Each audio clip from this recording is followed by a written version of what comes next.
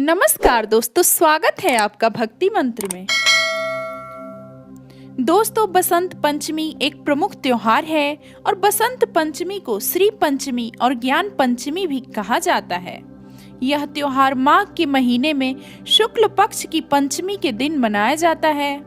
हिंदू परंपरा के अनुसार पूरे वर्ष को 6 ऋतुओं में बांटा गया है, जिसमें बसंत ऋतु, ग्रीष्म ऋतु, वर्षा ऋतु, शरद ऋतु, हेमंत ऋतु और शिशिर ऋतु शामिल है। इन सभी ऋतुओं में से वसंत ऋतु को सभी ऋतुओं का राजा माना जाता है और इसी कारण जिस दिन से बसंत ऋतु की शुरुआत होती है उस दिन को बसंत पंचमी कहा जाता है तथा पर्व के रूप में मनाया जाता है। इस ऋतु में खेतों में फूल खिलने लगते हैं, फसलें लहलहा उठती है एवं हर जगह हरियाली के रूप में खुशहाली नजर आती है। मान्यता है कि इस दिन माता सरस्वती का जन्म हुआ था, इसलिए बसंत पंचमी के दिन सरस्वती माता की विशेष पूजा का आयोजन किया जाता है।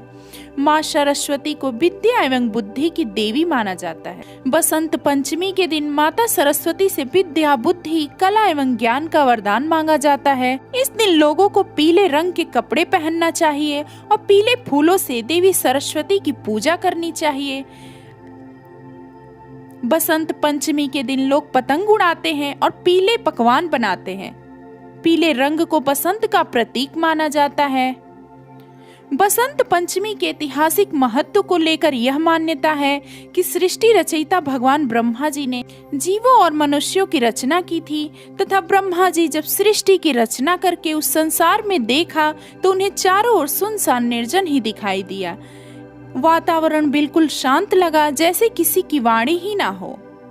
यह सब देखने के बाद ब्रह्मा जी संतुष्ट नहीं थे। तब ब्रह्मा जी ने भगवान विष्णु से अनुमति लेकर अपने कमंडल से पृथ्वी पर जल छिड़का। कमंडल से धरती पर गिरने वाले जल से पृथ्वी पर कंपन होने लगा और एक अद्भुत शक्ति के रूप में चतुर्भुजी सुंदर स्त्री प्रकट हुई।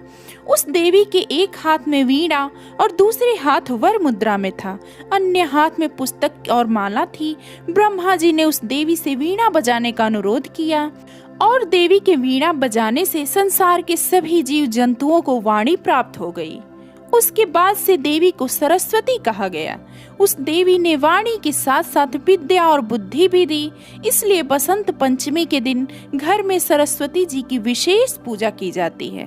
बसंत पंचमी का दूसरा नाम सरस्वती पूजा भी है। देवी सरस्वती को वागीश्वरी, भगवती, शारदा, वीणा वादिनी और वाग देवी सहित अनेक नामों से पूजा जाता है। बसंत पंचमी फूलों के खिलने और नई फसल के आने का त्योहार है, इसलिए ऋतुराज बसंत का बहुत अधिक महत्व होता है। ठंड के धीरे धीरे कम होने के बाद प्रकृति की छटा देखते नहीं बनती। इस मौसम में खेतों में सरसों की फसल पीले फूलों के साथ, आम के पेड़ पर आए फूल, चारों तरफ हरियाली और गुलाबी ठंड मौसम को और भी खुशनुमा बना देती है। यदि सेहत की दृष्टि से देखा जाए तो यह मौसम बहुत अच्छा होता है।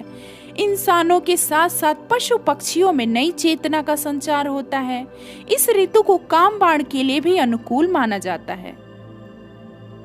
यदि हिंदू मान्यताओं के अनुसार देखा जाए तो इस दिन देवी सरस्वती का जन्म हुआ था और यही कारण है कि यह त्योहार हिंदुओं के लिए बहुत खास है। इस त्योहार पर पवित्र नदियों में लोग स्नान करते हैं। इसके साथ ही बसंत मेला आदि का भी आयोजन किया जाता है। बसंत पंचमी के दिन बच्चों की शिक्षा दीक्षा के आरंभ के लिए शुभ मानते हैं। इस दिन बच्चे की जीभ पर शहद से ओम बनाना चाहिए। माना जाता है कि इससे बच्चा ज्ञानवान होता है, वह शिक्षा जल्दी ग्रहण करता है। 6 माह पूरे कर चुके बच्चों को अन्न का पहला निवाला भी इसी दिन खिलाया जाता है। अन्नप्राशन के लिए यह दिन अत्यंत शुभ होता है। बसंत पंचमी को शादी, विवाह और परिणय सूत्र में बंधने के लिए भी बहुत सौभाग्यशाली माना जाता है। इसके साथ साथ गृह प्रवेश से लेकर नए कार्यों की शुरुआत के लिए भी यह दिन को शुभ माना जाता है। दोस्तों, बसंत पंचमी के दिन से ब्रज क्षेत्र में होलिकोत्सव का शुभारंभ माना जाता है।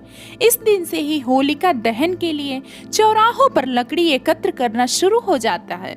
गुलाल उड़ाकर बसंत ऋतु का स्वागत किया जाता है और यह उत्सव का माहौल फाल्गुन मास की पूर्णिमा तक चलता है।